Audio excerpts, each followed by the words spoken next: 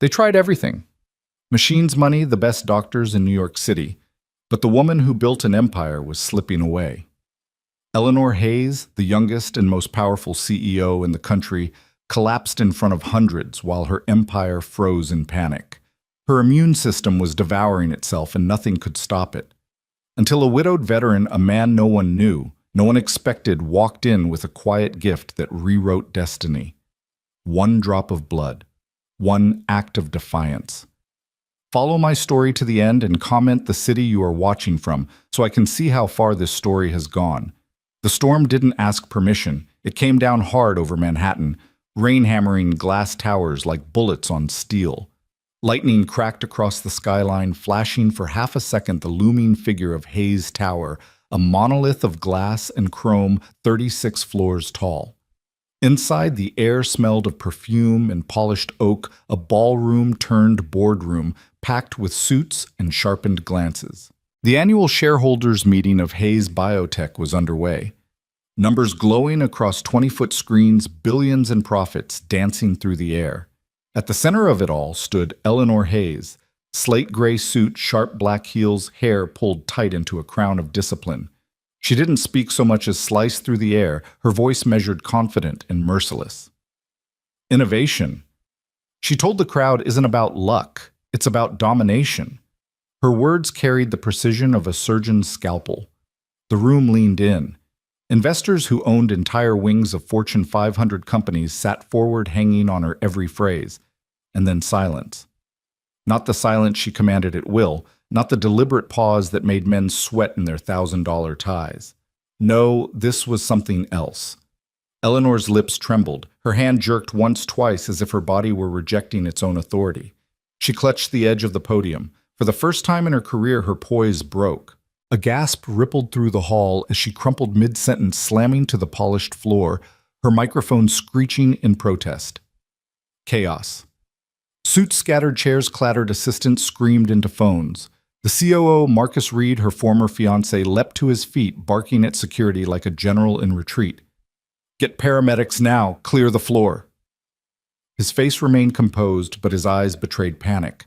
Within minutes, Eleanor was rushed through the service exit, her limp frame swallowed by the blur of flashing red lights.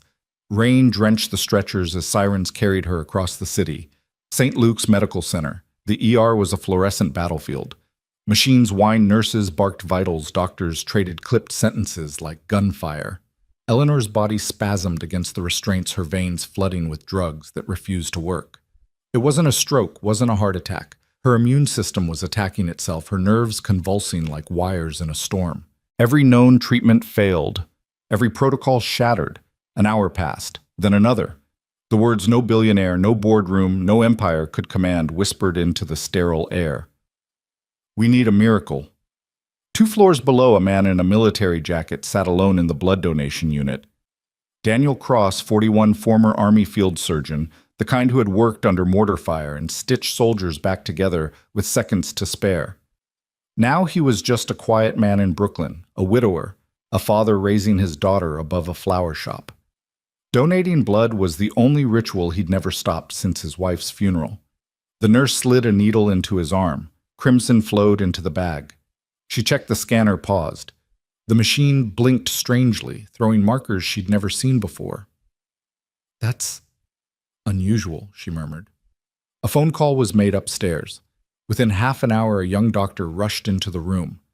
Sir, we have a critical patient upstairs. Would you consent to compatibility testing? Immediately, Daniel's answer was simple. Hook me up.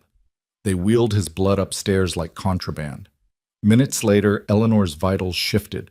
Her oxygen stabilized. Her tremors slowed. The line of flat despair on the monitor ticked upward. Doctors exchanged glances, relief, disbelief, even fear. In the sterile quiet, it was clear his blood was doing what billions could not. 2 days later, in a private suite lined with white curtains, Eleanor's eyes flickered open. She remembered lights, pain in her spine, falling into nothing. Now there was only the hum of machines. Marcus sat beside her, his tie-loosened face pale with exhaustion. You're lucky, Eleanor, he said, his voice a strained whisper. Your heart nearly stopped. We called in every specialist. Nothing worked. Then they gave you blood from a donor. Her throat rasped. Who? Dr. Daniel Cross, former Army surgeon, works at a Brooklyn clinic, walked in off the street. A nobody. Her eyes narrowed, fighting to focus. How much did we pay him? Marcus hesitated. We offered $10 million, and he refused. Eleanor pushed herself up through her arms trembled. Find him, bring him here.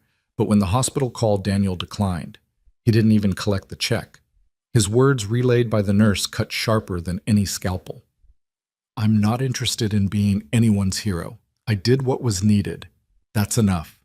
News spread within hours. A billionaire saved by a stranger who refused $10 million. Every network carried the headline. But the man was a ghost, no social media, no interviews, no trace, but an old Army ID photo. For the first time in her life, Eleanor Hayes was ignored, and it haunted her. Because she wasn't used to being forgotten, she was used to being obeyed. Yet the man who had just saved her life had vanished into the shadows like she was just another patient on a battlefield. And that unsettled her more than death itself.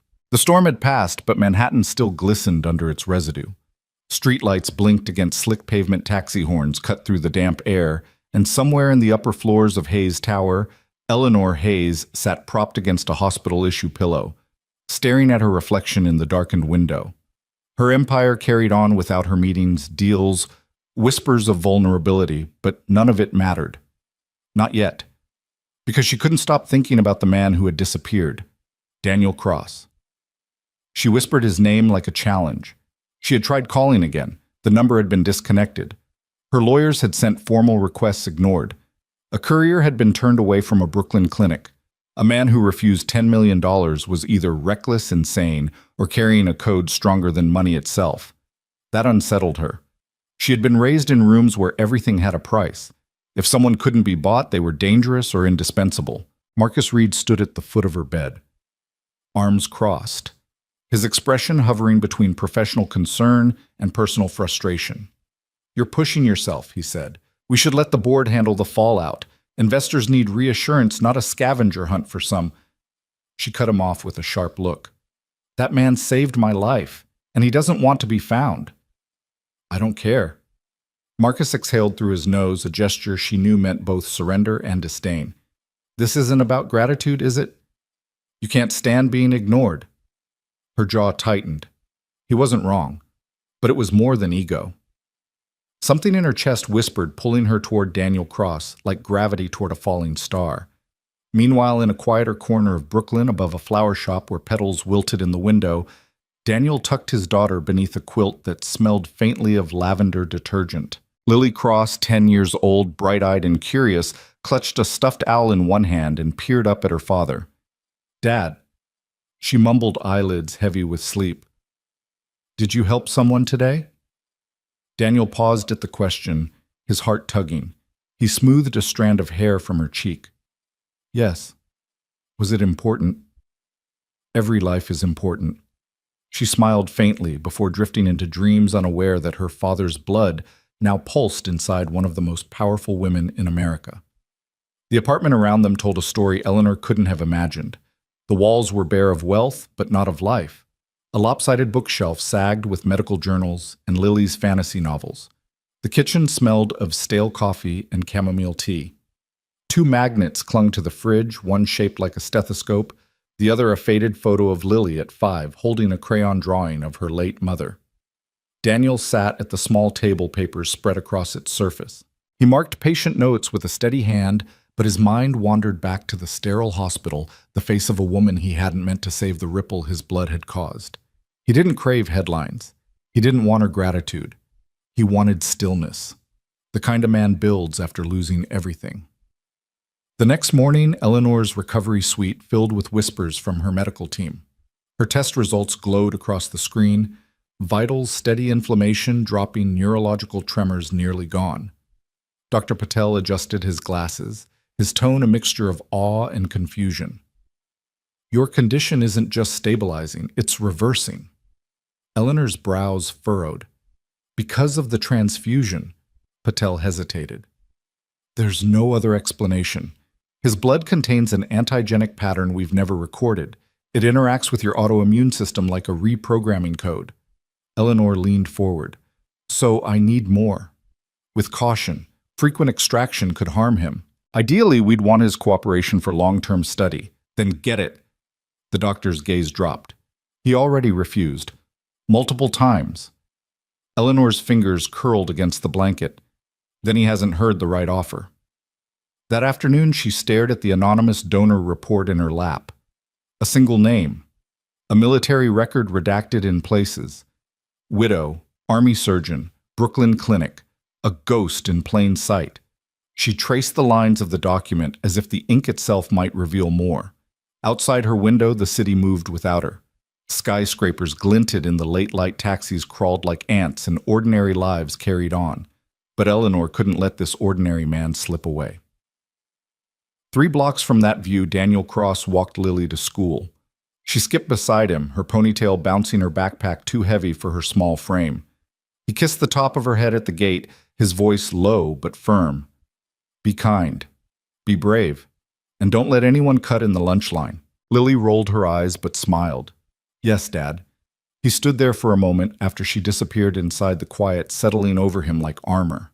He didn't know that across the city, Eleanor Hayes was already plotting to find him. Not as a CEO seeking a donor, but as a woman who refused to be forgotten. And neither of them knew their lives were already bound together by more than blood. The city never slowed for anyone, not even for Eleanor Hayes. Just 2 weeks after her collapse, the boardroom was already circling sharks scenting blood in the water. Her COO, Marcus Reed, chaired meetings in her absence, slipping into her role with a confidence that reeked of rehearsal. He framed it as stability, but Eleanor knew better. Marcus was watching, waiting, daring her to falter. But Eleanor Hayes wasn't built to falter. She sat in her recovery suite, hair down for the first time in years, wrapped in a robe that still smelled faintly of antiseptic. Her laptop balanced on her knees, streaming reports, numbers, news feeds.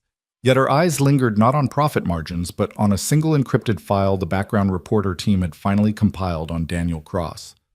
Former Army surgeon, honored for valor, widowed at 34. Wife deceased, medical error, adverse drug interaction. 1 daughter. No social media. No debts. No weaknesses they could exploit. The file ended abruptly, as if the man had stepped off the record into shadow. She closed the laptop, her chest tightening. 10 million hadn't tempted him. Not access, not recognition, not leverage. A man who couldn't be bought was either a liability or a miracle. Eleanor wasn't sure which frightened her more. Marcus entered without knocking. His tie was perfect, his cologne sharp. You're still obsessing over him, he said, gesturing to the closed laptop. Her gaze hardened. He saved my life. He did his job. Doctors save lives every day. Not like that. Marcus leaned against the window frame, his reflection tall and smug against the glass. You're not yourself. I've seen this before. Near-death experiences make people irrational. Don't confuse gratitude with something else. Eleanor straightened. You offered him money, didn't you? Marcus stiffened, then smirked. 10 million. He turned it down. Who does that? Either a fool or a man with something to hide, or a man who understands value better than you do, she snapped. For a flicker, Marcus's mask slipped, bitterness flashing in his eyes. He had once been the man by her side, the fiancé she'd chosen before the empire eclipsed everything else. Now he was only the shadow of a partnership that never happened, his ambition sharpening into resentment. That night, as the city glittered outside her window, Eleanor whispered to the empty room, Why did you walk away, Daniel Cross, across Brooklyn? Daniel sat at his kitchen table, bills spread before him. Lily perched beside him with a pencil between her teeth, working through math problems with exaggerated sighs. You know, Dad, she said without looking up, if you let me get a cat, I'd do homework faster. Daniel smirked over the rim of his coffee. Cats and asthma don't mix. You had asthma when I was 5. I don't anymore. That's like banning pizza because you choked once. It was traumatic pizza. Lily rolled her eyes, her smile betraying her frustration. The banter was ordinary, warm, a shield against the world outside. But when Daniel's phone buzzed again, an unknown number, he didn't even reach for it. He knew who it was. He also knew what they wanted. Later that evening, Eleanor's doctors entered her suite with tight expressions. Dr. Patel cleared his throat. Ms. Hayes, we've reviewed the latest scans. The antigenic markers from the transfusion are extraordinary. Your neural inflammation is reversing. Your autoimmune markers are stabilizing. Eleanor's breath caught. You're saying you're improving significantly, and we have reason to believe it's directly tied to Mr. Cross's blood. She steadied her voice. So I need him. The doctor hesitated. We can't force participation, and he's already declined multiple requests. Eleanor's hands curled into fists against the blanket. Then I'll ask him myself. When her assistant reminded her that she wasn't cleared to leave the hospital, Eleanor's reply was icy. Then bring me clothes. The following afternoon, Daniel poured cold coffee into a paper cup in the break room of the clinic where he worked weekends. The door opened quietly, but the air shifted. He turned, and there she was, Eleanor Hayes. No makeup, no heels, no boardroom armor, just dark jeans, a navy coat, and the same storm in her eyes that had once commanded rooms worth billions. Daniel Cross. She said, her voice calm but unyielding. He set the coffee down.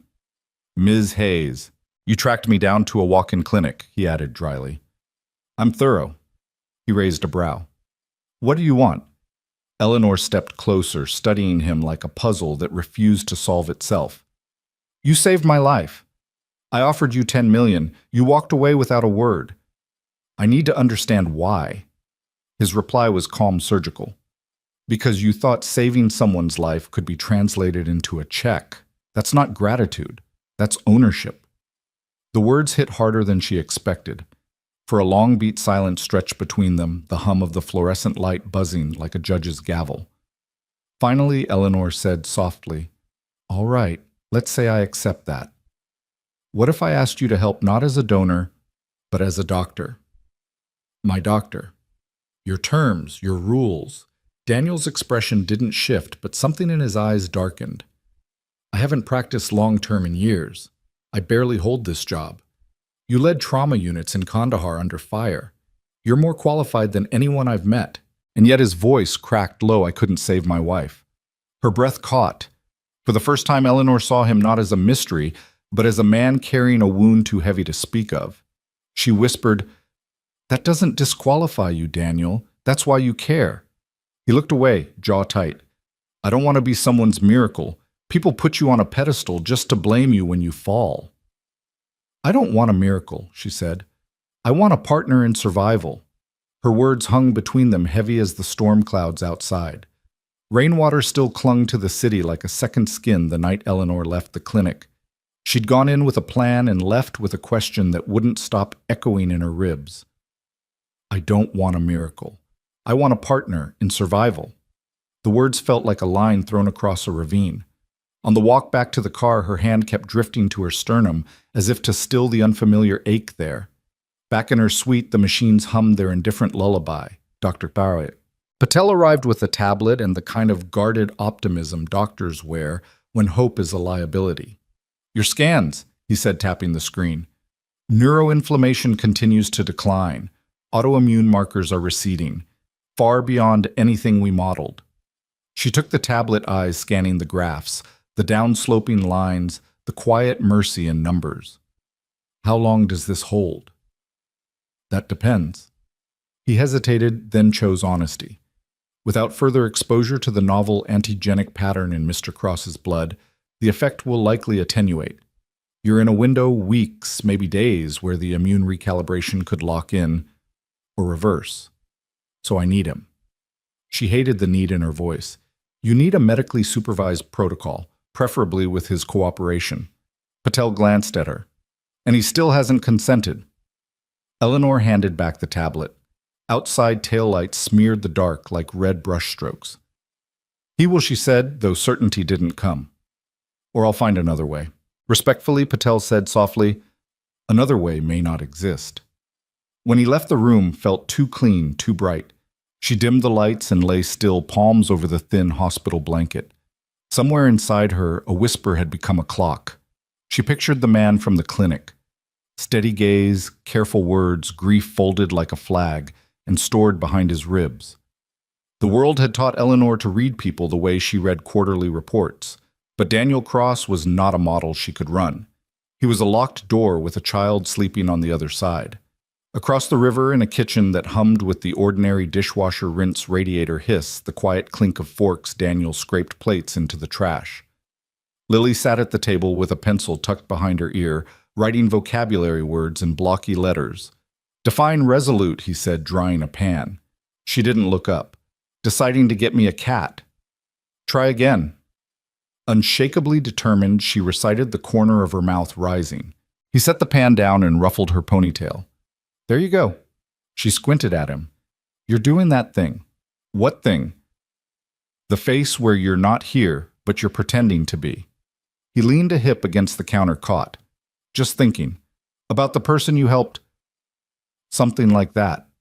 She scribbled, then paused. "Are you going to help them again?"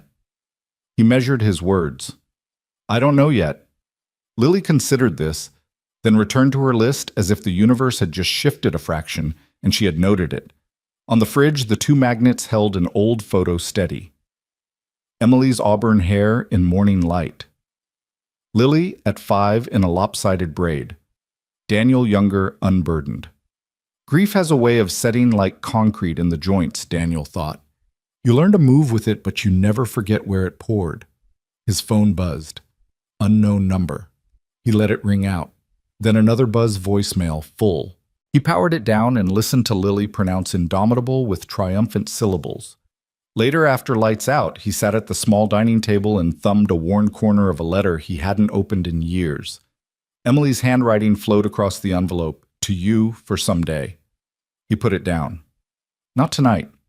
He wasn't ready to hear the voice of the woman. The hospital couldn't save the voice that might tell him living wasn't betrayal. At 3:07 a.m., Eleanor woke choking on air. Not a seizure panic, pure and bright like lightning behind her sternum. She slipped out of bed and padded barefoot onto the private floor's dim hallway. The city glowed beyond the glass, a constellation of strangers. In the quiet lab suite, she perched on the edge of a stool and stared at her hands. They had signed contracts that made and broke careers. Tonight they shook. Her phone lay face down. She turned it over, scrolled to unsent drafts, opened the half-composed message to Daniel. "You don't know me." "Don't know." "Not really. You saved me anyway. Everyone else did their jobs. You did something else. You drew a line and said no. I have never known how to accept no. Teach me how." She hovered over send, then locked the screen, shame flushing her cheeks. Powerful people shouldn't beg. Women like her had been trained to turn longing into leverage. But something in the clinic, his refusal, his boundary, had called a truer thing to the surface. Not weakness, but the aching desire to be seen beyond the numbers. Morning drew a pale gray line over Brooklyn as Daniel walked Lily to school. The sidewalk steamed from last night's rain. At the corner, a crossing guard held up a stop sign, and Lily squeezed his hand. "You'll be here at 3, she asked. "Ritual is prayer. 3 on the dot. If I'm late, you get the cat." She brightened. "I'll tell Ms. Raymond." He chuckled. "Go. Be brave. Don't let anyone cut in the lunch line." She darted through the gate and turned once hand lifted, then vanished into a river of backpacks. He stood for a moment, watching the doors, the small ache he'd learned to live with settling where it always did. Across the street, a woman in a knit cap closed her flower shop, lifting buckets of long-stem roses inside. The city was waking. A black car idled half a block down, tinted windows revealing nothing. Eleanor sat in the back, sunglasses on, though the sky held no sun yet. She watched the crosswalk, the bend of Daniel's shoulders, the way he looked after his daughter, as if watching were a form of protection. This was a surveillance she wasn't proud of, but the truth was, she needed to see him, not as a headline, but as a person, someone whose life had claims that outranked even hers. Her driver turned slightly. "Ma'am, go," she said. The last thing she wanted was to be the bulldozer in his small morning. Back at Hayes Tower, Patel waited with new labs and a tighter mouth. "We're seeing faint flickers, neurological echoes. It's not decline, not yet, but I'd feel better if we established a schedule." "You want me to ask him again," Eleanor said. "I want you to live." She stared at the city below the labyrinth she'd learned to conquer. She had always prided herself on being the answer for her board, her clients, her employees. Now the answer lived in a walk-up above a florist read bedtime stories about paper dragons and refused $10 million without blinking. Draft the protocol, she said. Ethical guardrails, minimum exposures, full autonomy on his side. Patel blinked. You think that will matter to him? I don't know, she said. But if he won't be bought, he'll have to be believed. Near dusk, Daniel paused at a bodega window, watching Lily inside debating between two flavors of ice cream as if the choice mattered to the fate of nations. His phone sat dark in his pocket, saved from ringing by an empty battery. Outside, a bus wheezed to a stop. Across the street, a kid launched a basketball toward a crooked hoop. Missed, laughed, tried again. He felt the tug in his sternum he didn't have language for. The tug that said a stranger's life was somehow braided with his, now that the act of giving had rewired more than her immune system. He squashed it quick. The last time he followed a feeling, it bled into a loss that remapped his world. They walked home with the ice cream melting over their knuckles. Lily swung their joined hands and tilted up at him. If we ever move, she said. Out of nowhere? Can we be near the ocean? Why the ocean? Because it's loud enough that your thinking face can get drowned out. She bumped his hip, smiling. Then you'll have to talk instead. He laughed, surprised by the softness that rose in his throat. We'll see what we can do. Night found Eleanor on the rooftop garden where boxwood hedges outlined a private path above the city's noise. She let her fingers brush the wet leaves.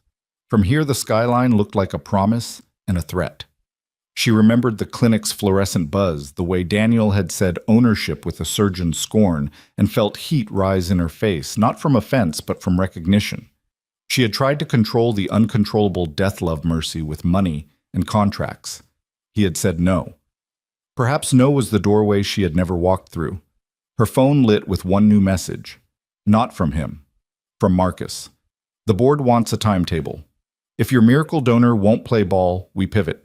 CRISPR trial is ready. Green light. She typed, "Not yet," and hit send. Then she opened the draft to Daniel, again watched the blinking cursor wait like a held breath. And this time, she deleted the whole thing. He didn't need her pleas. He needed proof she could put down the crown. She picked up the phone, called Patel. I want an agreement drafted by morning, medical autonomy on his side. My data fully transparent to him. Press blackout. And add this clause, no contact with his minor child from anyone on our side. Put it in bold. And if he still refuses, Patel asked. Eleanor looked out at the city, the maze she knew, and the man she didn't. Then at least he'll know who I am without the armor. Somewhere in Brooklyn, Daniel set his empty mug in the sink and turned off the kitchen light. The apartment exhaled into quiet. He paused outside Lily's door and listened to the soft rise and fall of her breathing. The sound steadied him more than any oath. He moved to the dining table and lifted the letter again. To you for someday. The someday he had postponed for years hummed in his palm. Outside, a siren wailed and receded. He slid a thumb under the envelope flap, then stopped. He wasn't ready for the past to speak, not yet, but he was ready maybe to hear what the future was asking. He plugged in his phone and watched the screen flicker to life. Missed calls stacked like dominoes. One number repeated, patient relentless. He didn't press play. He didn't have to. He knew whose voice waited there. When the phone finally settled, a text arrived, unknown number, clean and spare. Tomorrow, 10 a.m. No press. My office. I'll bring the contract. You bring your terms. Daniel stared at the words, feeling the quiet resolve gather in him like tide. Lily turned over in her room. The quilt rustled. He typed 3 letters. I'll come. Eleanor, alone beneath the rooftop string lights, felt her chest loosen for the first time in weeks. Tomorrow wasn't a miracle. It was a door. And she intended to walk through it with her hands open. The conference room on the 62nd floor of Hayes Tower had been designed to intimidate. Its walls were glass, looking out over the sprawl of Manhattan like a throne above the world. Yet when Daniel stepped inside at exactly 10 Hazuras a.m., his boots left faint scuffs on the polished floor, and suddenly the place felt less like a fortress and more like a stage where 2 lives were about to collide. Eleanor sat at the far end of the long table, no bodyguards, no entourage, just a single legal pad and a carafe of untouched water. Her tailored suit was immaculate, but there was no mistaking the pallor under her makeup or the tremor in her hands when she lifted the pen. "You came," she said, her voice measured. Daniel didn't sit yet. "You asked." For a moment, silence stretched between them, filled only by the muffled hum of city traffic far below. Then Eleanor gestured to the chair across from her. "I've had an agreement drafted, not an offer, not in the financial sense. A framework. Dr. Patel believes further exposure to your blood could stabilize what's happening in my system. But this only works if it's voluntary, if it's on your terms." He sat slowly leaning forward, elbows on the table. "And if I say no, then I look for other answers." She paused, her eyes catching his. "And I probably don't live long enough to find them." The bluntness landed harder than any legal jargon. Daniel exhaled, rubbing the back of his neck. "You want me to keep bleeding for you? That's what this is." "No," she said quickly, then softened. "I want us to try something controlled. Safe. The protocol is designed to minimize risk. Your health matters as much as mine. You're not a donor to me, you're the only reason I'm still breathing." He looked at her evenly. "You think that makes this easier?" Eleanor set the pen down. "No. I think it makes it honest." Patel entered quietly, laying out a folder in front of Daniel. "This is the protocol draft. Frequency monitoring rights reserved to you. You can walk away at any point. No press, no board interference." Daniel flipped through the pages. His soldier's eye scanned the details, the timelines, the disclaimers, the emergency contingencies. He caught Patel's gaze, "And the risk to me minimal, but not zero." Patel admitted, "There are always unknowns when immune systems cross paths. You might experience fatigue, mild anemia. We'll monitor carefully." Daniel closed the folder, drumming his fingers once on the cover. "My daughter can't lose another parent," Eleanor swallowed. "Which is why we included a clause barring any contact with her from anyone in my world. She remains untouchable. She's yours." That answer disarmed him more than any legal protection. He studied her face, the lines of exhaustion, the steel still holding her posture upright. This wasn't a CEO bargaining with capital. This was a woman bargaining with mortality. "Why me?" he asked quietly. "You could fund 1,000 labs, hire every Nobel laureate. Why pin your survival on one stubborn stranger?" Eleanor's eyes flickered. "Because science didn't save me that night. You did. And maybe the cure isn't just biological. Maybe it's human. Maybe it's you." The words unsettled him more than they should have. He shifted back, crossing his arms. "Don't make me into something I'm not. I'm just a man trying to keep his kid fed. And I'm just a woman trying not to die." The starkness of it silenced the room. Finally, Daniel pushed the folder back across the table. "I'll agree. On 2 conditions." Her breath caught. "Name them. First, absolute transparency. I see every scan, every test. No secrets." "Done. Second, if this stops working, you don't drag me deeper. You let me walk away." Eleanor nodded slowly. "Agreed." The deal should have felt transactional. Instead, when their eyes met, something unspoken tightened between them, a recognition that what was being exchanged wasn't just blood, but trust. Patel cleared his throat. "We can begin tomorrow morning. I'll arrange the suite sterile equipment." "No hospitals," Daniel interrupted. "Not the big kind. Too much noise, too many eyes." Eleanor tilted her head. "Then where?" "My call," he said simply. "You'll come to me." That twist startled her. For the first time in her career, she wasn't dictating terms. She was following them. "Very well," she said, a flicker of something respect crossing her face. As he rose to leave, she asked, almost hesitantly, "Does your daughter know?" Daniel paused at the door. "She knows I'm deciding whether to help someone again. That's enough for now." When the door shut, Eleanor sat back in her chair and pressed her palm flat against her chest. For the first time in months, her heart didn't feel like it was dragging her under. It felt tethered. That night, Daniel cleared a corner of his apartment, scrubbing down the small kitchen table until it gleamed. He called an old medic friend, borrowed sterile supplies, made a plan. Lily watched from the doorway, arms crossed. Is this for her? She asked. Daniel met her eyes. Yeah. You don't even like her. I don't even know her. He sighed, sitting on the edge of the couch. But she needs help, and sometimes that's enough. Lily studied him, then sat beside him, her small hand slipping into his. I just don't want you to get sick, Dad. He squeezed back. I'll be careful. Promise. The promise hung in the room, fragile but real. Across the city, Eleanor stood on her balcony, hair loose in the night air. She whispered into the wind as though confessing to no one. Don't let me ruin this. Don't let me push him away. Tomorrow would begin the experiment. But tonight, in two separate apartments, both of them wondered if survival was about more than just the body, if it was about learning to trust the stranger holding the other end of your lifeline. The next morning, rain traced silver streaks across Daniel's kitchen window. He'd rearranged the space so meticulously it almost looked military counters. Scrubbed surfaces, sterilized supplies lined up in precise order. The small kitchen table, once a battlefield of Lily's cereal bowls and school projects, was now draped in sterile white sheets. At 9:00 a.m. sharp, there was a knock at the door. Daniel opened it to find Eleanor standing in the hallway, no bodyguards, no aides, just her in a charcoal coat and low boots, hair pulled back tight against the damp. She looked less like a billionaire and more like a woman trying not to collapse under the weight of her own body. Welcome to Brooklyn, Daniel said dryly, stepping aside. Her gaze swept the apartment as she entered. The walls were lined with Lily's drawings, faded photos, and a shelf of military medals Daniel never displayed in public. Eleanor stopped at one photo, a younger Daniel in fatigue's arm around a woman whose laugh seemed to pour out of the frame. Your wife? She asked softly. Daniel's jaw tightened. Yeah, Claire. She's been gone a while. I'm sorry. He gave a curt nod, pulling the sterile gloves from their wrapper. Sit.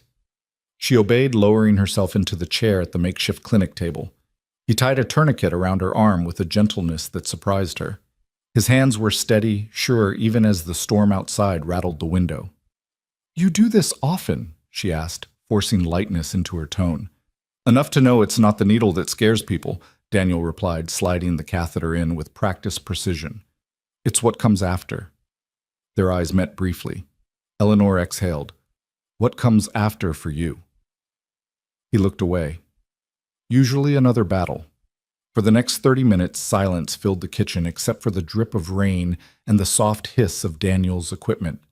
He monitored her vitals, adjusted the lines, watched her color shift with every passing moment. When he finally disconnected the line, Eleanor leaned back dizzy, but steadier than she had felt in weeks.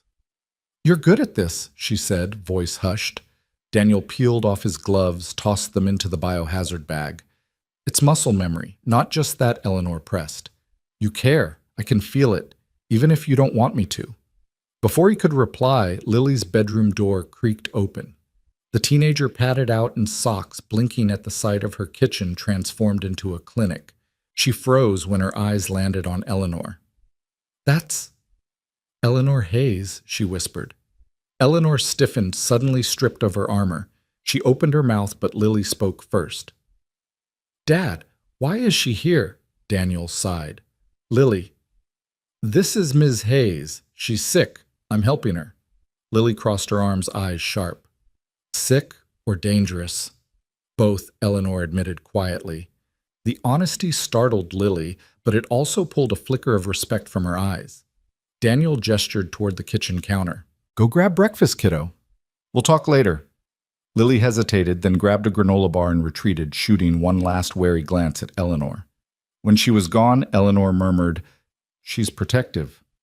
She's all I've got, Daniel said simply. The vulnerability in his tone silenced her. For the first time, Eleanor felt the scale of what he was risking, not just his health, but his daughter's stability. By late afternoon, Eleanor was strong enough to leave. She stood at the door coat over her arm and said, You could have demanded anything in exchange for this. Why didn't you? Daniel leaned against the wall, arms crossed. Because then it wouldn't mean anything. I do this or I don't. That's it. Her lips curved the faintest ghost of a smile. Then I hope you keep doing it. When the door shut behind her, Daniel let out a long breath he hadn't realized he'd been holding. The next week blurred into a routine, Eleanor arriving quietly at his apartment.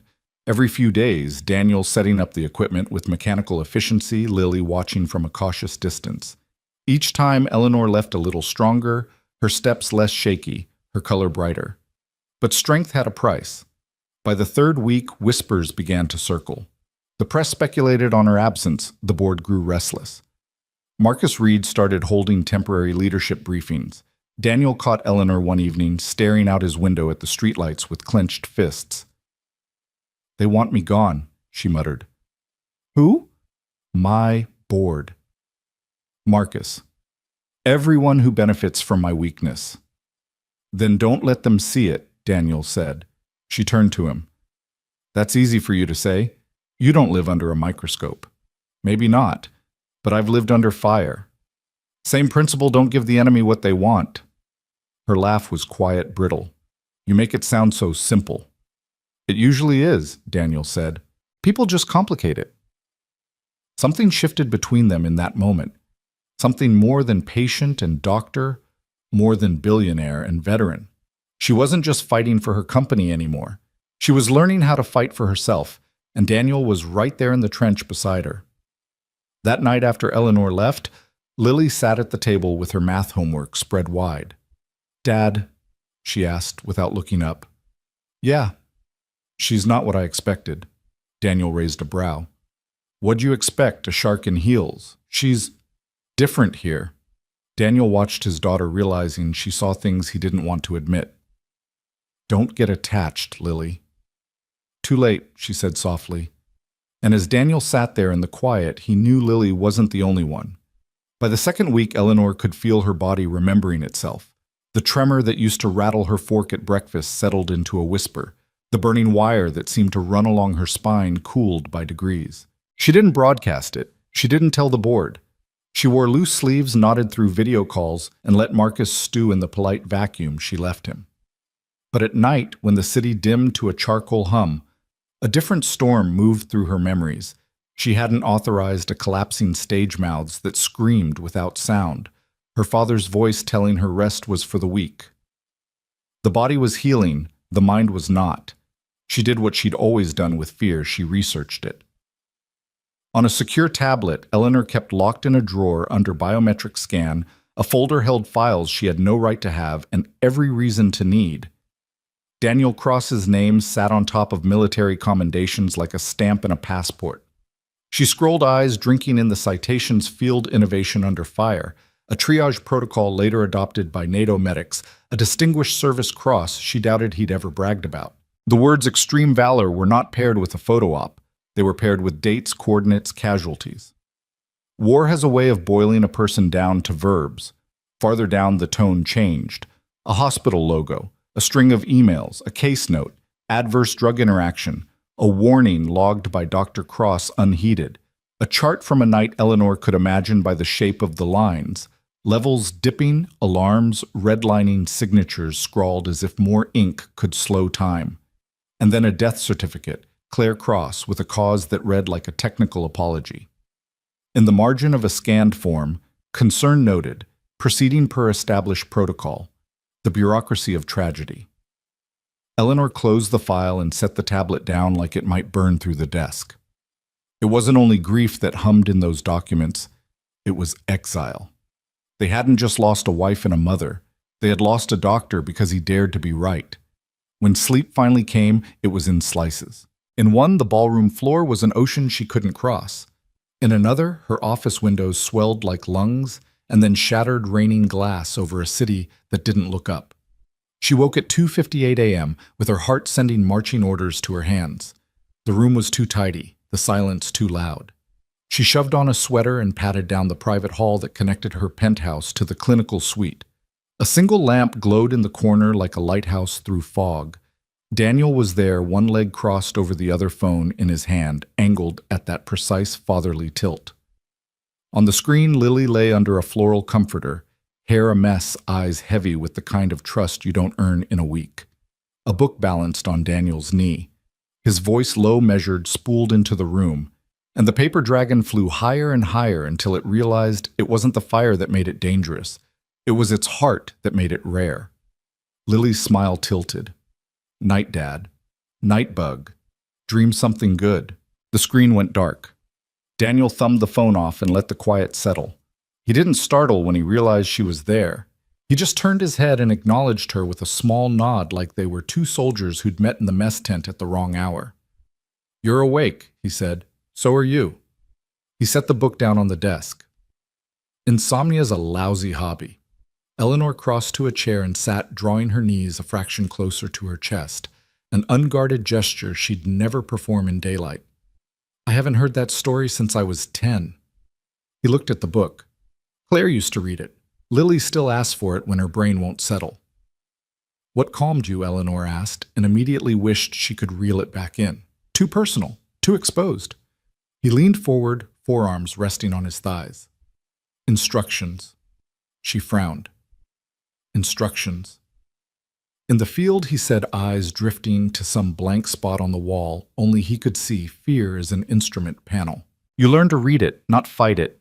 Your hands shake. You slow them down. Your breath spikes. You count to 5. Your vision narrows. You widen your stance, make the world bigger on purpose. Panic's the mind's way of bribing you to forget you know how to survive." "Survive isn't the same as live," she said. "No," he agreed. "But you can't live until you survive." Lightning stitched the sky beyond the glass, silent from this distance. Eleanor watched the white seam fade. "When I was 14, my father told me sleep was an indulgence for people content to be average. I took that as doctrine. I haven't slept right since." "Sounds like he was a surgeon," Daniel said. "He was." Daniel tilted his head. "Emotionally, mine was too." That startled a short breath out of her. She studied his face, the landscape there, a mix of plains and scar lines. "I read the file," she said, and the air changed in the room. "About Claire." His jaw flexed. "You had someone pull it. I had to understand why you hate hospitals and still agree to set one up in your kitchen." "Hate's a lazy word," he said. "Hospitals are chessboards. You have to know who moves which piece. I made a call. I wasn't the one with the title to back it up, and the clock ran out." "You made the right call," she said, more steel in her voice than she intended. They ignored it. He looked at her, something like caution and gratitude at war in his eyes. "Reading the file doesn't give you the right to own the grief." "I'm not trying to. I'm trying to carry some of its weight while you carry mine." The line hung there between them, warm and dangerous. He glanced at her hands, still for once, and then away as if refusing a gift he didn't know how to hold. Eleanor broke the silence first. "I invited a board member to the clinical floor today," she said, "not to parade you, to warn him. There will be no trials without my consent, no shortcuts. I'm not a billboard for a cure we don't understand. You just painted one across your own life." "I know." She exhaled a laugh, straightened into a line. "Control is a habit I don't know how to break. Your no is teaching me." A small smile ghosted his mouth. Fear is a warning. Sometimes no is too. They sat like that for a while, the air not heavy, so much as thick with truce. Somewhere below them, a siren murmured through the city, distant as a dream. Eleanor watched his hand scar at the knuckle, faint freckle near the wrist hands that had done more good than most headlines. For the first time, the tremor didn't rise. The room felt held together by something stronger than the glass. What would help, he asked. She blinked. "Right now, tonight." She considered. "Tell me to sleep without making me feel like I'm failing at CEO school." He nodded as if she'd given him an actionable order. "Lie flat. No news, no minutes. Breathe in for 4, hold for 4, out for 6. Count backward from 100 by threes. If you make it past 80 without cursing, you're doing great." She snorted. "I don't curse." "Congratulations, you're already lying to your doctor." "Partner," she corrected, and the word surprised them both by fitting. When she stood, he stood. The choreography of leaving mattered. No sudden movements, no door slams. She paused at the threshold. "The line about the dragon's heart," she said, hand on the frame. That wasn't in the original. He shrugged. "I added it for Lily." "It works," she said softly. "So did you." She didn't say. Back in her suite, Eleanor followed his instructions like a recruit in boot camp. Breathe in 4, hold 4, out 6. By 61, the room loosened. By 49, her father's voice was a postcard from a town she no longer lived in. She slept. Not long, not deep, but she slept. Morning found Daniel at Lily's door knocking a gentle rhythm she had made up when she was 7. Status report, he said. Dreamed of flying paper, she mumbled. It didn't burn. Good. Eat something that isn't neon. Lily cracked one eye. Was she there again? The lady. Briefly. Do you like her? The question sat between them like a chess piece she'd pushed into the middle. He thought of the quiet lamp, the way Eleanor had admitted to needing help without turning it into a merger. He thought of the file she'd read and the line she hadn't crossed. I'm learning to, he said. After school drop-off, he texted Eleanor a single line. Those echoes Patel saw keep me looped. She replied with a photo of the morning's labs like proof of faith. Neither added a smiley face, but both read the silence as trust. That afternoon, Eleanor stood in her rooftop garden thumb, hovering over a new message. Lily. She typed, then deleted it. Lines mattered, so she sent it to Daniel instead. If she'd ever want to see the garden, it's open. No press, no strings. She waited for the refusal. What came back after a long pause was 3 words she didn't expect 15 minutes. Supervised. She smiled, small private reel. The door she'd been careful not to kick in had just swung a measured inch. She could live with measured. The heart that made the dragon rare didn't have to blaze to be felt. Tomorrow there would be a bench under ivy cocoa in paper cups, and a girl who asked sharp questions. And after that, a line she would cross without meaning, to the kind of line that could save a life or shatter trust. The rooftop garden was Eleanor's one rebellion against the city's concrete tyranny. Raised beds spilled with rosemary lavender and pale roses that had no business surviving this high up. The skyline framed it all like a crown glass and steel bowing to the stubbornness of soil. It had been years since she'd let anyone up here. Investors saw weakness in hobbies. Board members saw eccentricity in dirt. But when the elevator doors hissed open and Daniel stepped out with Lily's hand clasped in his, Eleanor realized she hadn't invited guests. She'd invited something closer to witnesses. Lily gasped as soon as her sneakers hit the stone. It's like a secret park, she said, running forward, ponytail swinging. She bent over a patch of mint and inhaled so dramatically Eleanor had to stifle a laugh. Dad, it smells like toothpaste, but better. Daniel trailed after her slower, his eyes scanning not just the flowers, but the exits, the sightlines. Habit. Soldier's eyes. Eleanor noticed, and without thinking, she said no cameras. Not here. That earned her the first real flicker of his approval. He joined his daughter by the roses, brushing a hand over the petals. Claire loved these, he murmured. Not to her, but Eleanor heard it anyway. Lily turned toward Eleanor, curiosity sparking. Are you the lady Dad helped? Daniel stiffened. Lily. It's okay, Eleanor cut in. She crouched to the girl's height, her silk blouse brushing against stone. Yes, your dad saved me. Twice if you count making sure I don't work myself into the ground. Lily studied her like a small scientist. Do you say thank you a lot? The question disarmed Eleanor more than any boardroom ambush ever had. Not as much as I should, she admitted. Mom used to say, Lily continued, voice softer now, that saying thank you was like planting a flower. Even if people forgot, it still grew. Daniel's throat tightened, but he said nothing. Eleanor only nodded. Your mom was right. They sat on a low bench under ivy, while Lily peppered Eleanor with questions. What did CEOs actually do? Did she eat lunch at a desk or in a cafeteria? Did she ever fire somebody for being mean? Eleanor answered honestly where she could, gently where she couldn't. For once, her words weren't weaponized, they were bridges. When Lily darted off to chase a butterfly between planters, Daniel leaned back, arms crossed, his gaze fixed on Eleanor. She doesn't open up to strangers, he said. Not like this. I'm not a stranger, Eleanor replied. I'm her dad's patient. He tilted his head, measuring her. Patients don't invite little girls to their private sanctuaries. She looked away toward the roses trembling in the breeze. Then maybe I'm something else. The line sat between them like a coin neither dared flip.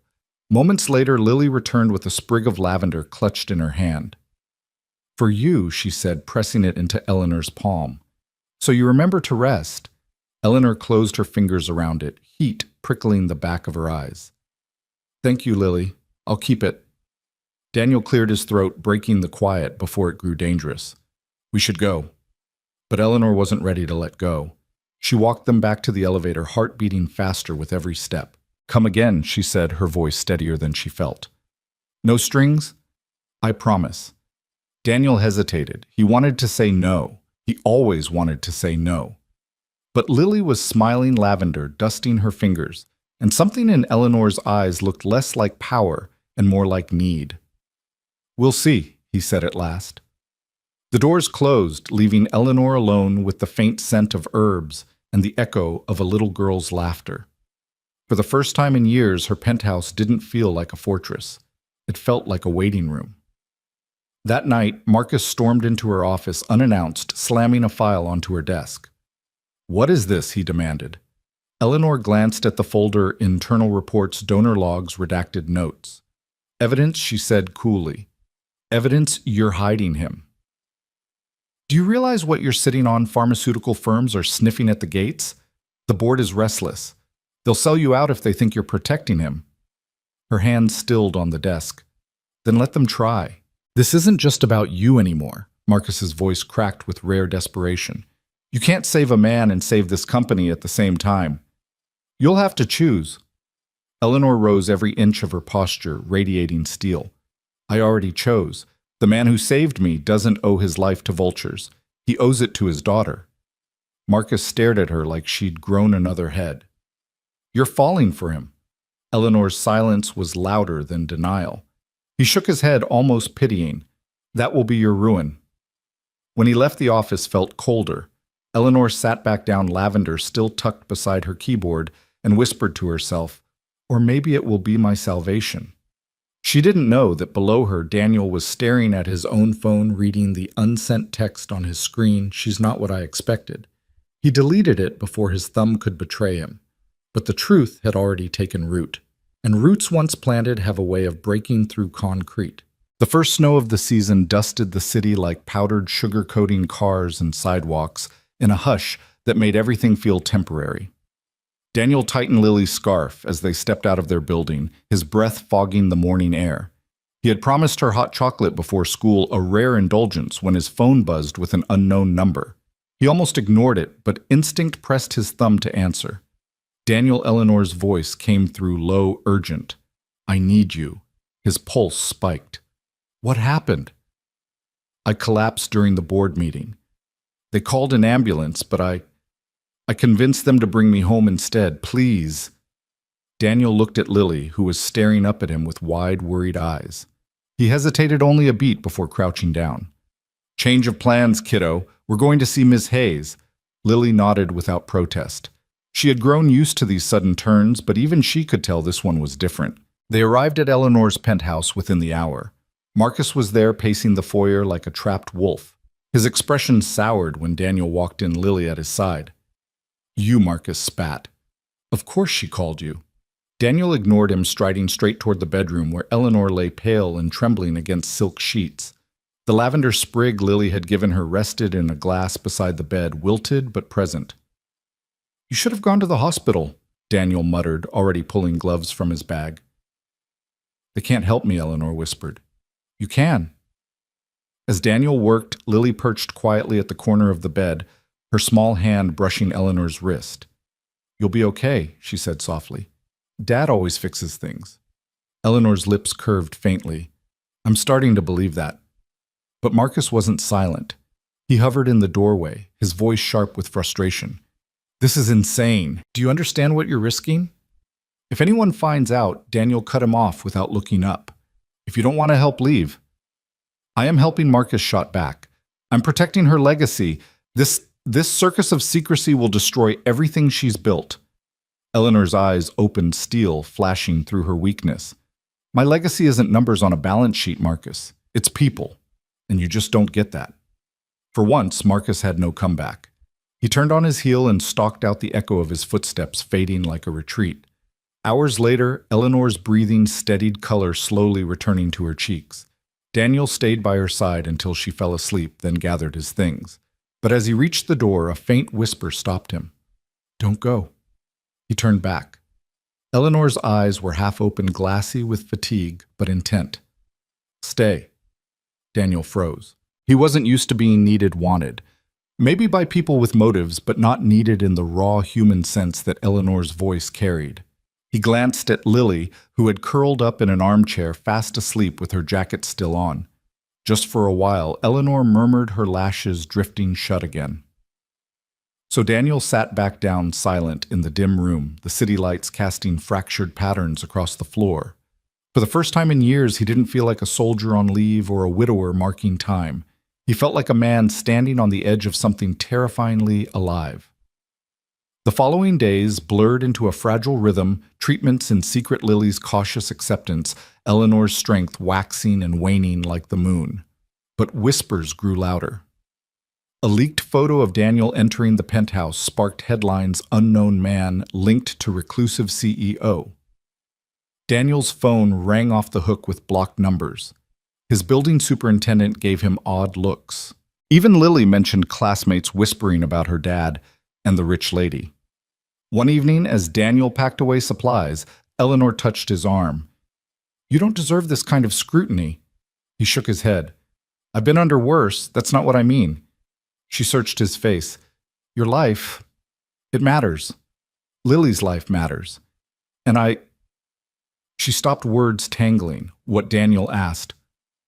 Voice rougher than he intended. Eleanor's gaze dropped. "I'm afraid of what I'm starting to want." He swallowed hard, every instinct telling him to put up walls. But Lily's laughter echoed faintly from the other room, grounding him. "Want isn't always a bad thing," he said quietly. The air between them thickened heavy with everything unspoken. And then the doorbell rang. Eleanor stiffened. Daniel's body tensed. He opened the door to find two men in suits, corporate polished but predatory in posture. One held a folder, the other a smirk. "Mr. Carter," the first one asked, "we need a word about your relationship with Ms. Hayes." Behind him, Eleanor's voice rang out sharp as steel. "Leave him alone." But they didn't flinch.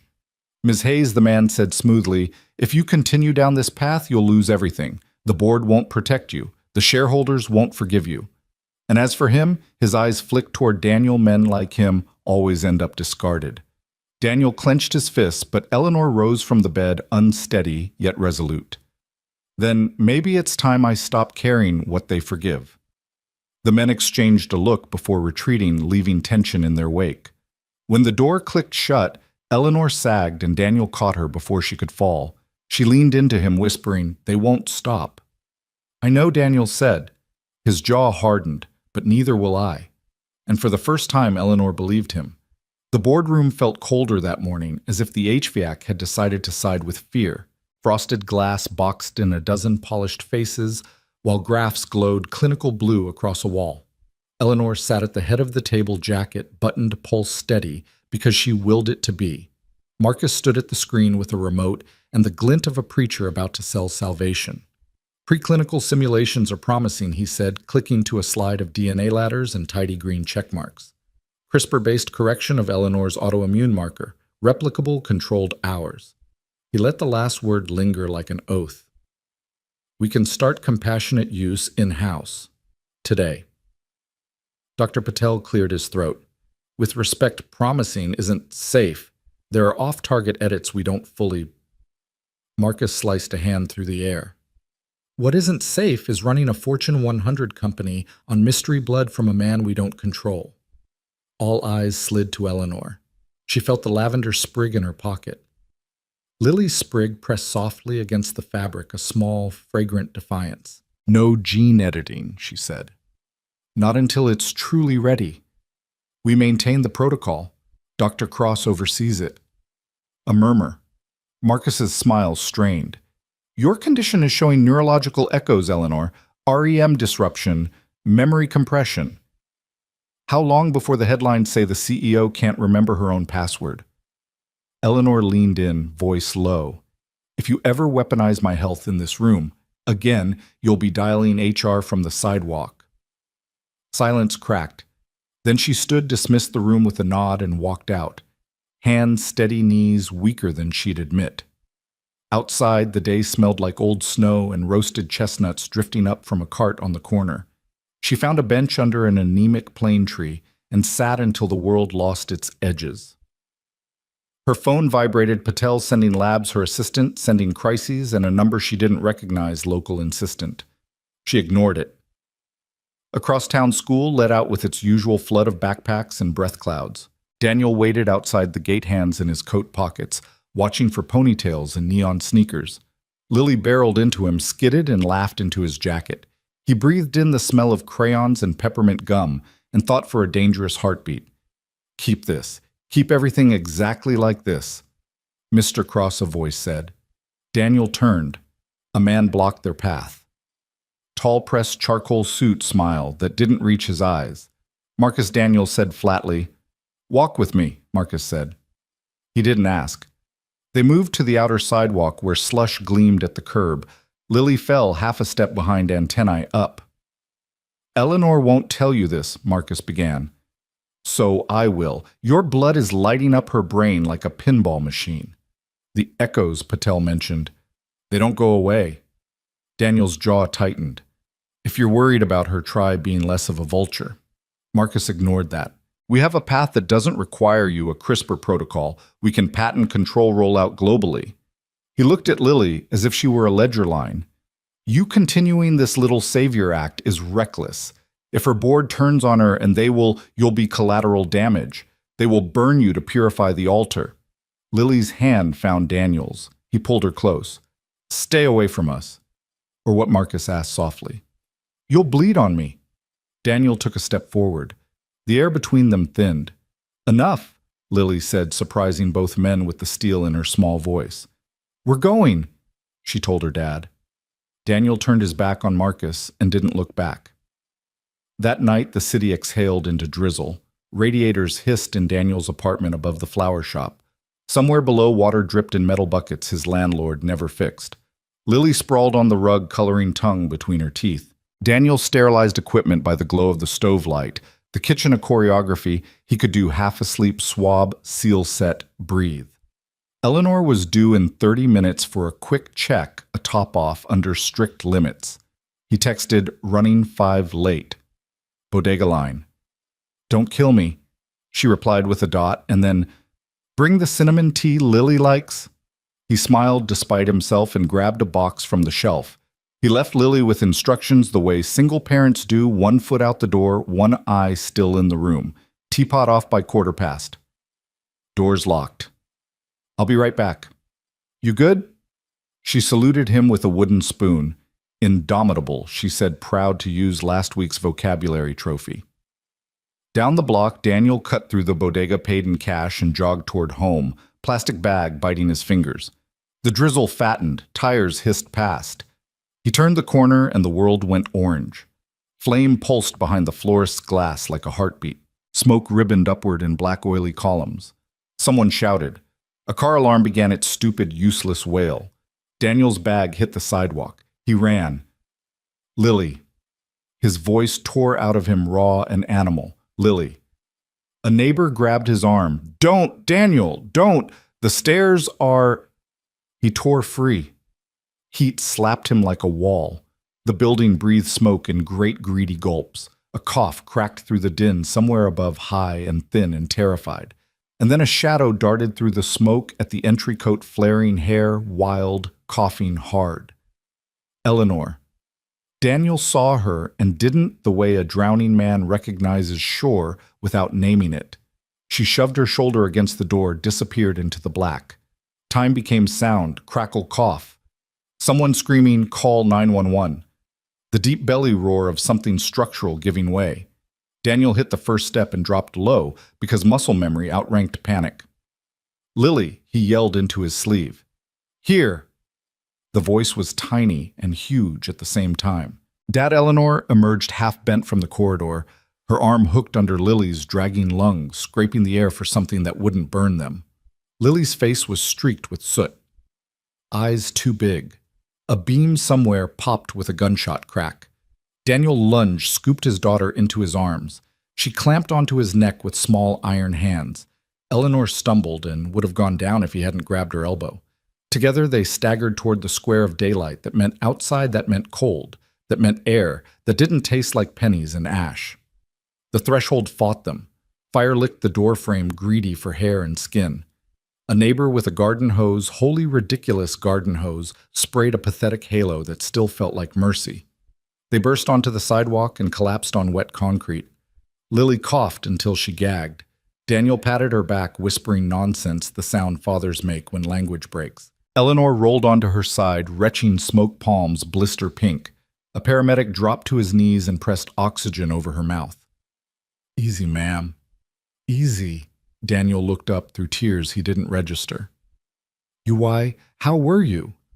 Eleanor pulled the mask away long enough to rasp broken cinnamon tea. Of course, he had texted. She had come early. She had seen the orange bloom and run in before anyone could stop her. Fire engines screamed to a stop. Boots thundered, hoses hissed. Orders snapped through air that stank of plastic and old wood and loss. The florist stood crying in the street in a nightgown and coat. A teenage neighbor told a firefighter he'd seen a man in a long coat loitering by the door 20 minutes before smoking, pacing, watching. Daniel's head snapped toward the kid, throat aching. The firefighter scribbled without looking up, said something about faulty wiring, about how old buildings go up like tinder.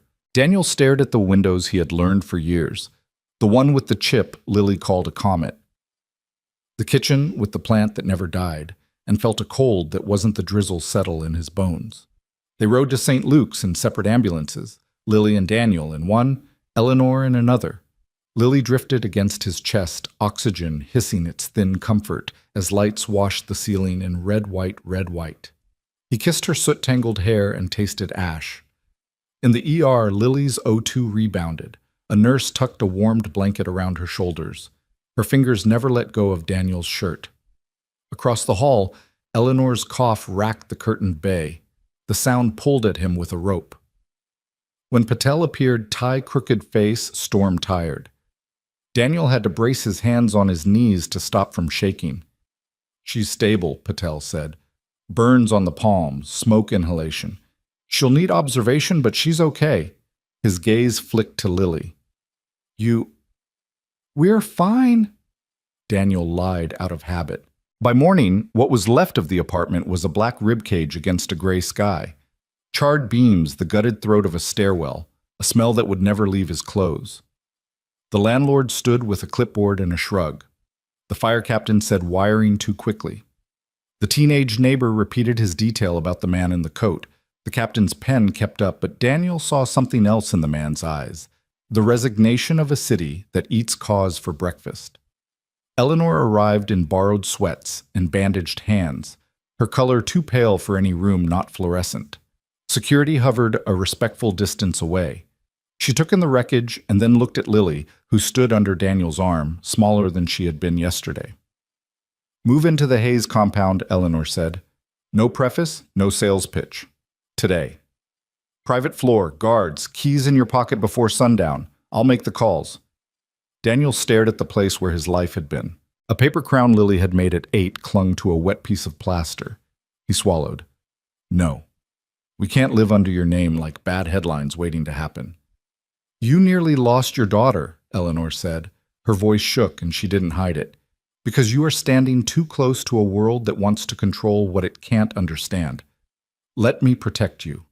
He turned eyes hot. "Protect me? You can't even protect yourself in your own boardroom." She flinched, then steadied. "I can protect you better than this." She gestured at the carcass of home. "Better than ash." Wind lifted smoke into their faces. Lily pressed her forehead into Daniel's ribs. He put a hand on her hair without looking away from Eleanor. "This wasn't wiring, you know that." She didn't answer. The not answer said yes. He nodded once, a soldier's nod to a fact that hurts. "Then we're leaving." Where Eleanor asked the word thin. "Anywhere this city can't find us." He looked down at Lily. "Pack what you can carry," he said, the cruelty of it catching in his throat because there was nothing left to pack. Eleanor stepped closer, eyes shining bandages bright against gray morning. "You are not just a donor," she whispered. Daniel's voice was sand. "I was never just a donor." He shifted Lily's weight as if to prove the point and to remind himself what mattered. He turned to go. She reached into her coat and pressed a slim folder into his free hand. Back up, she said. Everything we've learned, your notes, my labs. If you start over, start with the truth. She swallowed. Don't come back because you think you owe me. He closed his fingers around the folder and felt the heat of the building seep into the paper. He searched her face for something to blame and found only the wreckage in her eyes that matched his own. If I come back, he said, voice low, it'll be because I can't stay away.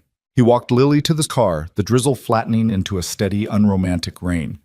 Eleanor stood alone on the sidewalk, bandaged hands clenched at her sides, watching the taillights disappear into the gray. Behind her, the building hissed and steamed and kept its secrets out of habit. Far uptown, Marcus stared at a photo of flames on his phone news site banner. Headline, comments blooming like mold. He set the device down and closed his eyes a moment longer than a busy man ever allows himself. When he opened them, the mask slid back into place. He picked up a pen and began drafting an email to the board about the necessity of decisive action. By nightfall, Daniel's number would stop appearing on Eleanor's screen. By week's end, the city would have a new scandal.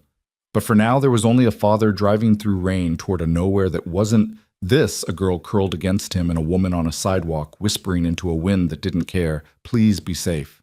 They checked into a long, low motel off the interstate where the rooms smelled faintly of bleach and old rain. Neon flickered outside in a cursive that had lost 2 letters C. Breeze now read as E.A. Rees, which felt about right. Daniel carried the single duffel because there was nothing else left to carry. Lily clutched her stuffed owl like a passport through customs. Room 212 had thin curtains and a view of the parking lot's one stubborn palm tree. The bedspread was patterned with a geometry that tried too hard to be cheerful. Daniel locked the door, slid the security latch and did the small parent audit window latch smoke detector test, the chain on the connecting door that led nowhere. Lily set the owl on the table, then turned slowly in the muted light as if orienting herself on a new planet. Are we living here, she asked. For a little while, Daniel said. His voice was tired but steady. Temporary. He didn't say the word safe because it had always felt like a jinx. She nodded, brave in the way children learn to be when the adults they love are out of air. Can we at least get a cereal bowl? He almost laughed. Yeah, Bug. We can swing a bowl. They bought 2 at a dollar store and a cheap kettle. Lily arranged them on the motel's tiny counter like they were moving into a castle. Daniel called the clinic, took unpaid leave, told no stories. He powered down the phone at night, the hum of the freeway replacing the radiator's hiss.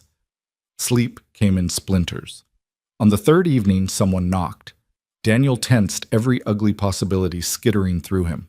He peered through the peephole.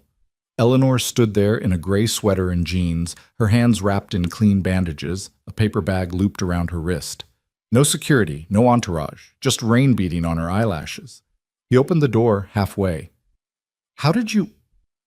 You paid cash, she said. You forgot about the flower shop loyalty card you used down the road for tea.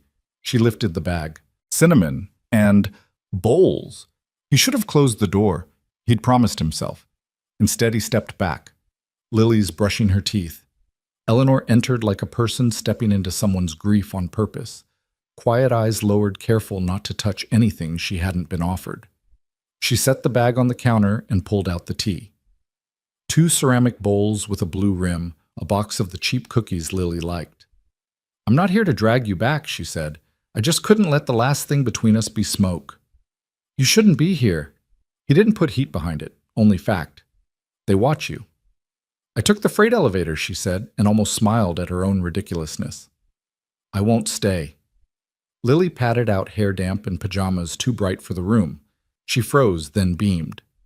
You found us. She said it with a child's faith, not suspicion. I promised cinnamon tea, Eleanor said, throat tight. They made it on the little kettle. 3 paper cups on the windowsill, rain ticking the glass, the parking lot lights throwing moving shadows like a film reel.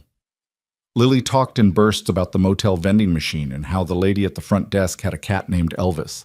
Eleanor listened as if this were a board presentation, nodding with the gravity of someone being told state secrets. When Lily drifted to sleep under the motel's thin blanket, Daniel and Eleanor stood by the door, voices low. You shouldn't have gone into that building, he said. You could have... The word failed him. So could you, she said. But you didn't ask my permission.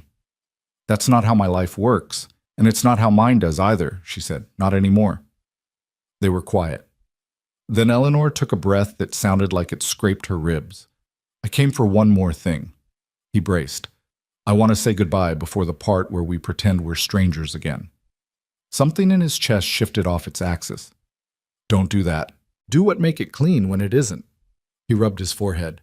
I don't know how to be anything for you that doesn't put Lily in a crosshairs. I know she said. That's why I won't ask you to be anything, for now. The last two words landed like a small, stubborn flag on a windy hill. She left the bowls, the tea a folded envelope with a prepaid phone card, and a note that read, Use only if you want me to hear your voice, not because you think you owe me mine. Then she hugged Lily a second time at the door, the kind of quick, fierce squeeze adults do when they're practicing at letting go. Days bled. Daniel found a laundromat 2 blocks over with washers that shuddered like old men clearing their throats. Lily learned the pattern of the ice machine's clunks. They lived in the small ritual cereal in the blue-rimmed bowls homework at the little table walks around the lot to name the cars like animals. He said temporary so many times it became a lullaby. Back in the city, the temperature of Eleanor's world dropped 5 degrees. Her PR team spun silence into strategy. The board met twice in a week. The second time, they didn't invite her. Patel appeared in her penthouse with a face that made her stomach go to ground. The markers, he said, laying out the labs. They're slipping. How long? He didn't look up. 10 days, if we're lucky. Her world clicked into its old, brutal gear timelines. Contingencies calls. Marcus arrived with a crisp binder and a predator's patience. The trial is ready. You can sign and be in a chair by morning. I said no. She answered. Until it's safe. Define safe, he said. Because the alternative is a countdown. He slid a form toward her like a dealer offering one last hand. She pictured a night of plastic bowls and cinnamon steam and a girl who had pressed a sprig of lavender into her palm. She pushed the form back. I won't let you patent panic. Marcus's jaw flexed. This isn't about patents. It's about keeping you breathing long enough to be useful. Useful, she repeated the word like iron in her mouth. To whom? To the work, he said. To the thousands watching you to see if hope is a business plan. She stood so quickly the chair legs scraped. Get out. He left with a look that said, You just wrote your own obituary. The next 48 hours turned into a set of rings closing insomnia tremors, a blackout in the shower, where she woke with the tile cold against her cheek. Patel stationed a nurse in the suite. Press releases went out that said nothing and everything Hayes Biotech CEO to reduce public appearances during routine treatment. The markets dipped like a heartbeat missing a beat. By the 5th day, the neurologic echoes that had been blips on Patel's scan became stuttering lines. Words slipped sideways and her mouth bored came out, bird. Marcus became Mercy, which made her laugh until she nearly cried. She hated that the human body betrayed with such humiliating imprecision. At dawn on day 6, she collapsed at the breakfast counter, shattering a glass that bled across the marble in a red Rorschach. The nurse called Patel. Patel called the ambulance. Eleanor argued for walking. Her knees argued back with a fast, precise mutiny. St. Luke swallowed her again, familiar fluorescence cold adhesive circles on her chest, a machine's metronome insisting on time. She heard the words from the far end of a tunnel progressing infusions window 10 days. Someone threaded her IV with the same practiced tenderness Daniel used. She closed her eyes and saw the motel curtain thin and unconvincing against the world. Marcus arrived with a tie you could cut your finger on. Sign it, he said softly, because soft sounded like mercy to people who didn't know him. We start tonight. She stared at the line where her name would go at the pen placed like a verdict at Patel's careful look that said, I will follow whatever you choose. The world fuzzed at the edges. She pushed the clipboard back. If I die, she said voice hoarse, it won't be as a lab note you smuggled into my veins because you were tired of waiting. He stared at her, then nodded. Once the kind of nod that contains both defeat and reloading. Night did that thing hospital nights do, stretched without moving. Machines chirped, shoes squeaked, someone cried 3 rooms down, and then didn't. Eleanor drifted and surfaced, listening for a voice that wasn't in the room. She thought about the prepaid card and the envelope and the note's small mercy. She didn't reach for the phone. Across the interstate in the motel's thin light, Daniel lay awake staring at the ceiling's spiderweb crack that Lily had named the map. The motel AC cycled on with a rattle. The vending machine thumped somewhere like a late heartbeat. His phone, kept alive now, against his rules, buzzed across the nightstand wood. Whitmore Medical had once appeared there. Now it was Hayes Tower nurse desk, one too many words to ignore. He didn't answer. Not the first time, not the second.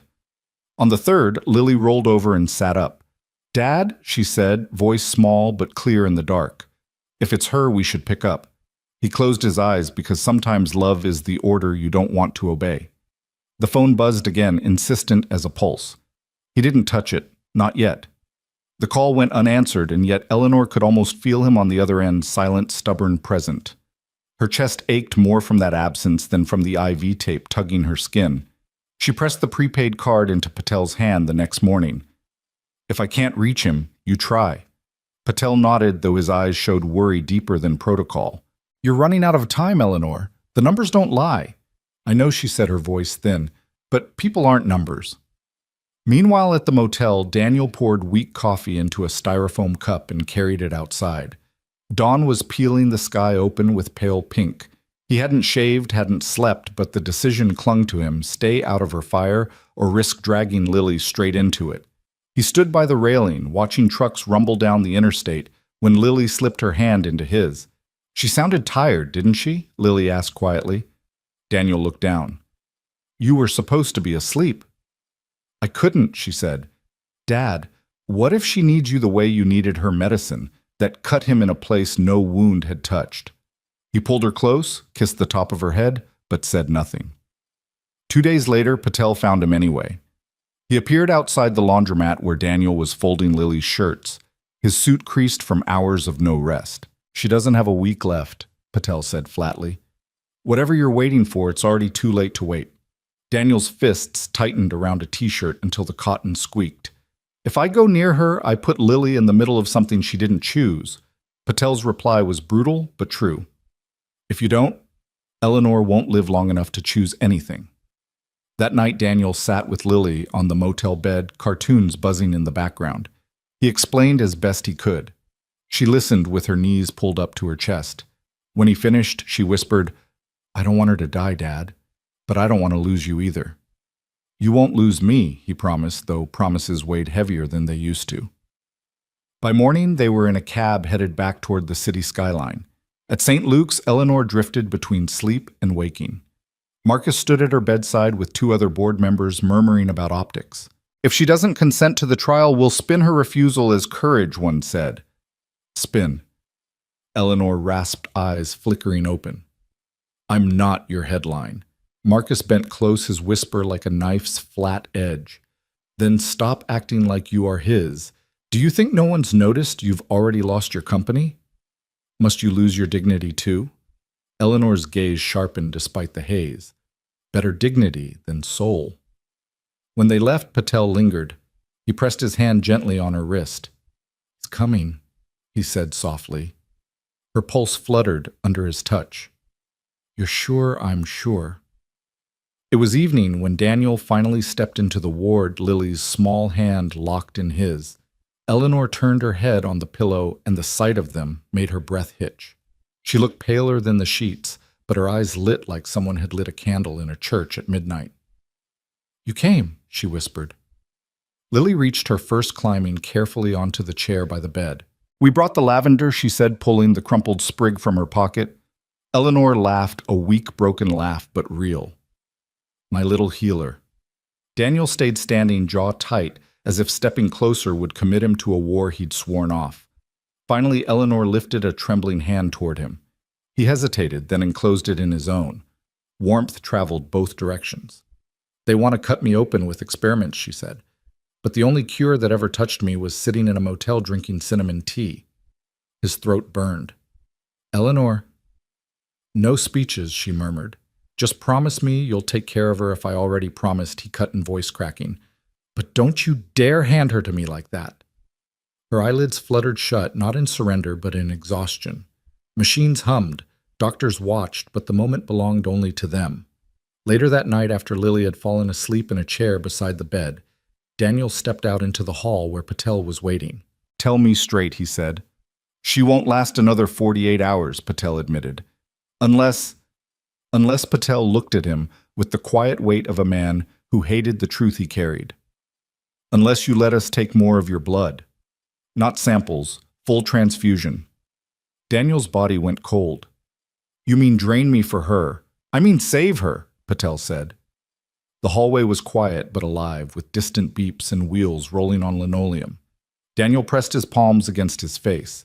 He'd survived war, loneliness, and raising a child alone. But this choice felt like it could break him in two. Inside the room, Eleanor stirred, whispering Lily's name in her sleep.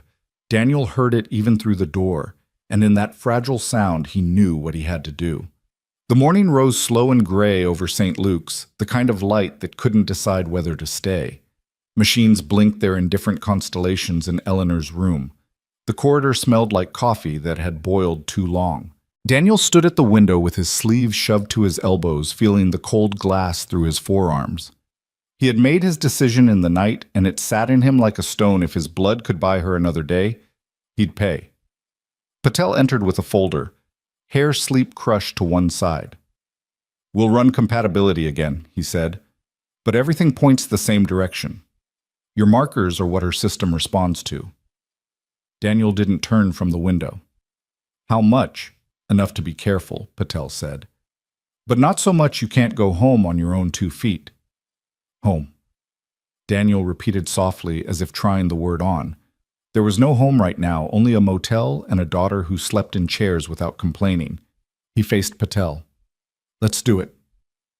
They moved like a team that had a plan: consent forms, labs, a nurse threading a line into the crook of Daniel's arm, while Eleanor, drowsy but lucid, watched from the bed. Lily, blanket ponytail, stubborn chin dozed, curled in the visitor's chair, the lavender sprig crushed in her fist like a talisman. "You sure?" Eleanor asked, her voice sanded down by the night. "No," he said, "but we don't have time to wait for sure." The first draw began.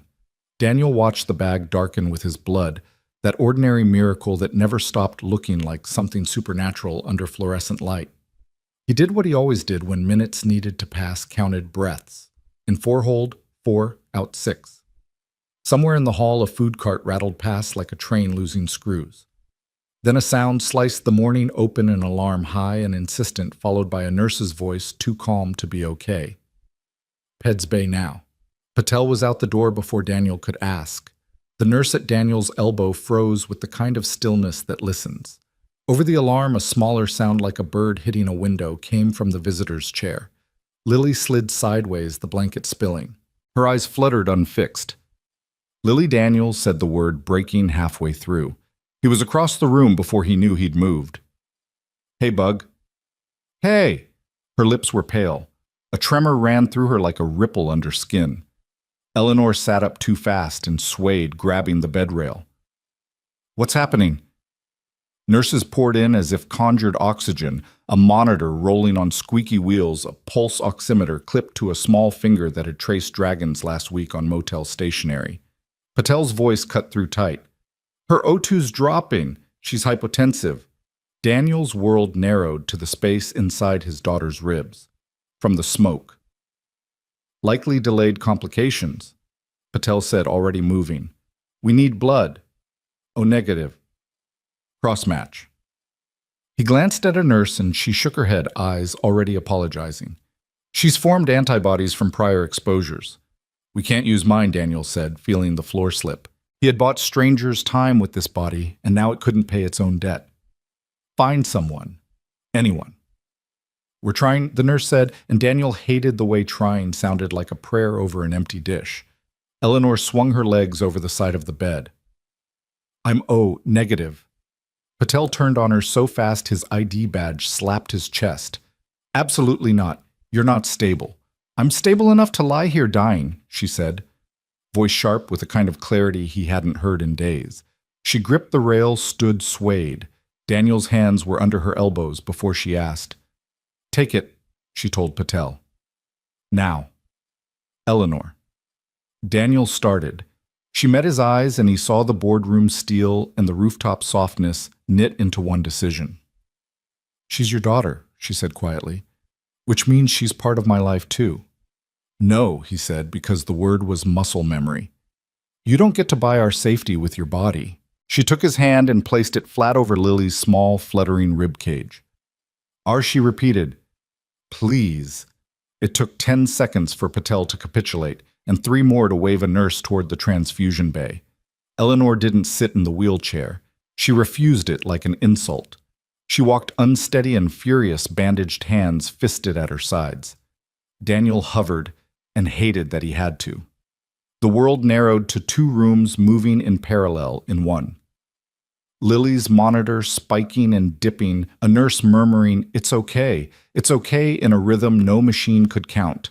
In the other, Eleanor lying still, jaw set as a bag filled from veins that were already light. The blood looked the same in both rooms, stubborn, red, alive. Time took its cruel, sweet time. 10 minutes. 20. Daniel stood at Lily's bedside counting breaths because numbers were the only thing that didn't lie to him today.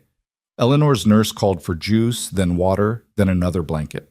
Patel ghosted between rooms' eyes, tracking 3 monitors at once, mouth a thin line of math and prayer. At 42 minutes, Lily's O2 crept upward as if embarrassed to have fallen. At 50, her color shifted from winter to early spring. At 56, she blinked and found Daniel, and the sound he made then wasn't a word so much as a breaking open. He bent, kissed her forehead, and swore under his breath with gratitude. "Hey, Bug," he said, voice wrecked. "You scared me." "Thought I was flying," she whispered, a little dazed, like the paper dragon. He laughed, the kind of laugh that leaves salt in your mouth. "Stay on the ground for now." He turned already halfway to the other room and almost collided with the nurse running toward him.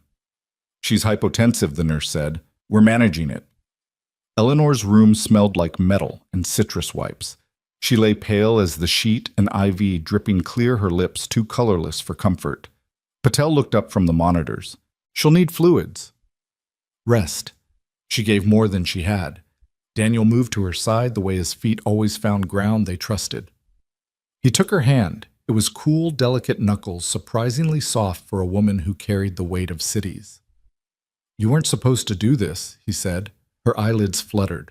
She lifted them with effort. "You weren't supposed to save me either," she whispered, a ghost of a smile at the corner of her mouth. "But here we are." He bowed his head over her hand. "You can't keep risking you." "She is mine too," Eleanor said, so soft he almost missed it. Not "she feels like mine," or "I care about her like mine." Just the present tense, unarguable and quiet. Something in him that had been barricaded since a nurse handed him a death certificate years ago gave way like a door after the right key.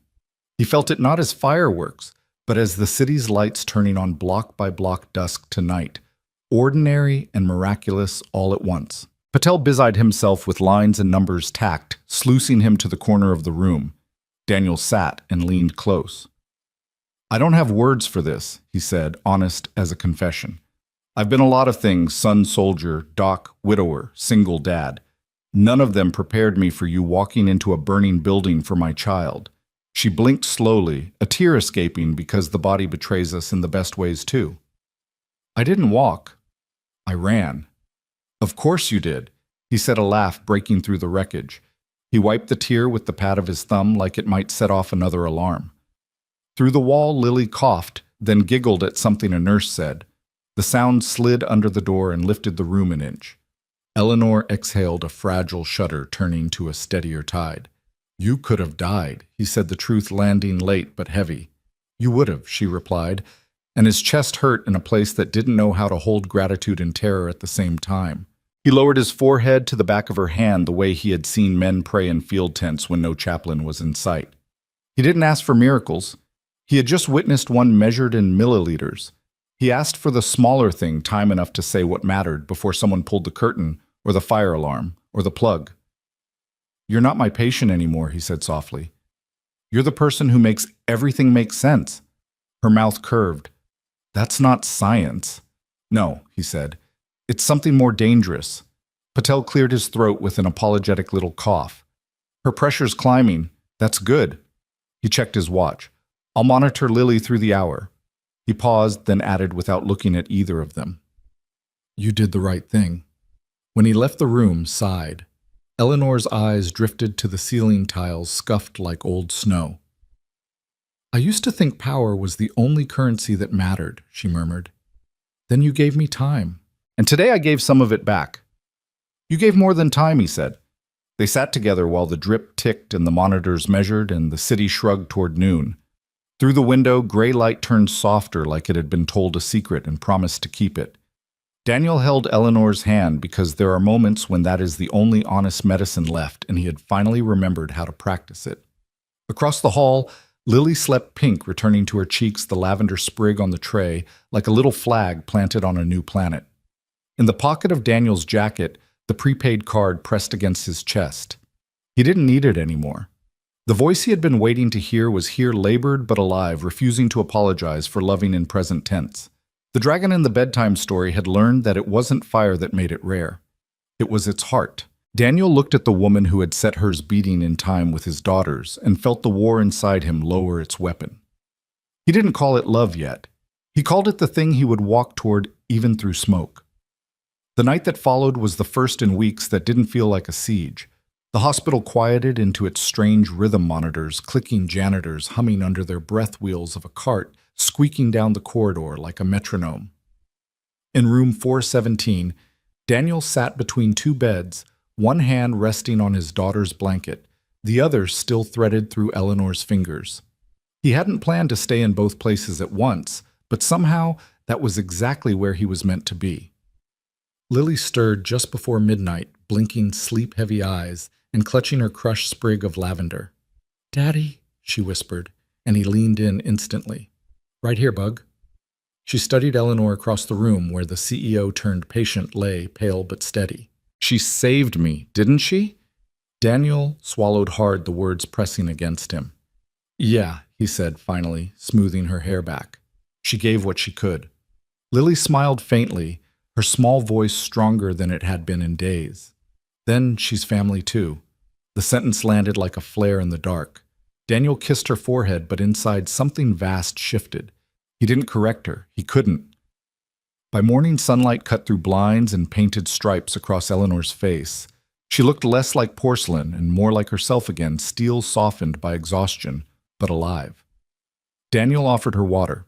She took it with a hand that shook slightly, then passed it back with a look that made him pause. "You didn't leave," she said softly. "I couldn't." Her lips curved in the faintest smile. "Good." Patel entered, then flipping through charts with his usual briskness. "Vitals are stabilizing. Both of you," he said, glancing from Eleanor to Lily, "owe this man more than you realize." Eleanor turned her gaze toward Daniel. "He won't let me thank him." Daniel gave a half smile. "You already did." Patel raised a brow.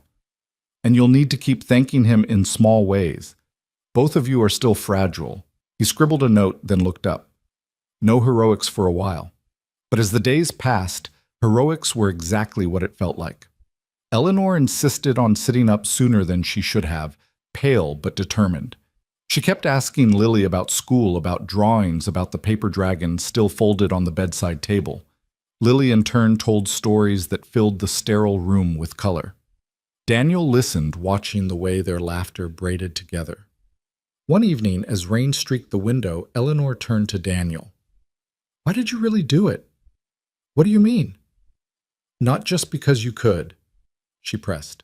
"Not just because you're a doctor or a soldier," or she gestured weakly, a man who can't walk away from someone in pain. "Why me?" The silence stretched. Daniel glanced at Lily, asleep in her chair, then back to Eleanor. "Because for the first time since my wife died, I felt like saving someone else might save me, too." Eleanor's breath caught. For once, the woman who built empires had no speech ready. She simply reached for his hand. The hospital released Lily first. She left with a bounce in her step and a blanket around her shoulders like a cape. Daniel took her back to the motel, tucked her in, then returned for Eleanor. Her discharge papers lay on the counter, a list of restrictions longer than any contract she'd signed. As the nurse wheeled her out, reporters gathered at the entrance cameras flashing. Eleanor stiffened, used to wielding control in front of crowds, not surrendering it in a chair. Daniel leaned down, murmuring so only she could hear. Ignore them. Just breathe. For once, she let someone else shield her. He guided her through the noise, past questions about corporate futures and recovery, into the quiet air outside. Rain had stopped, leaving the city washed and raw.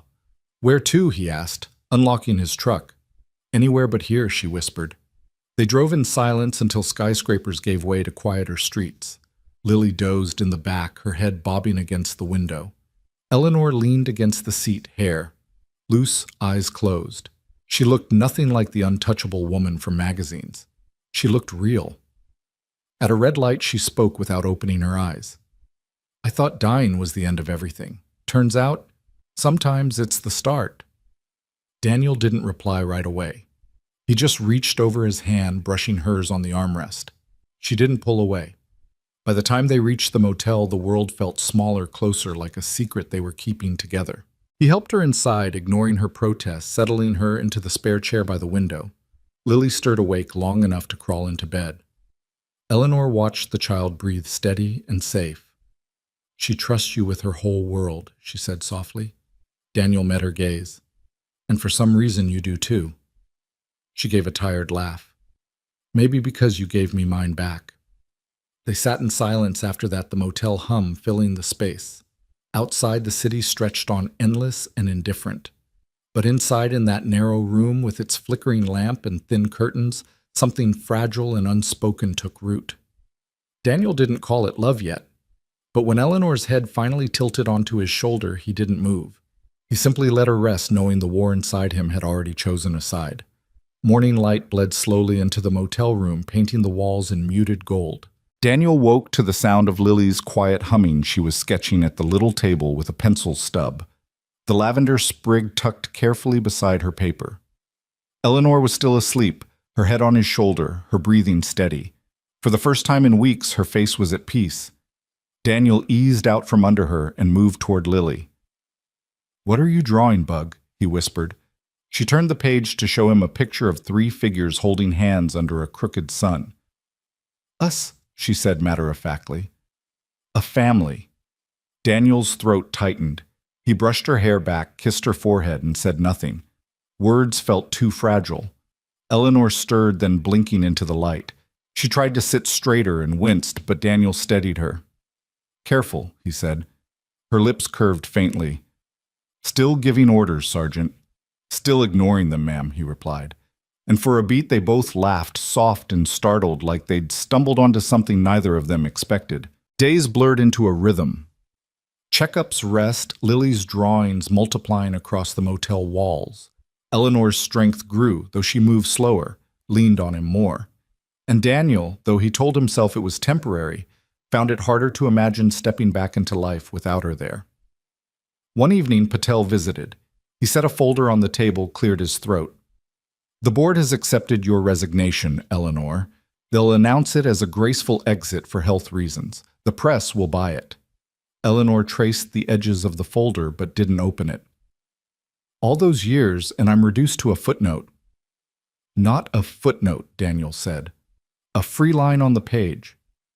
She looked at him, then really looked, and something unguarded flickered in her eyes. "And what do I write on it?" He shrugged. "Whatever you want. Maybe something smaller, maybe something truer."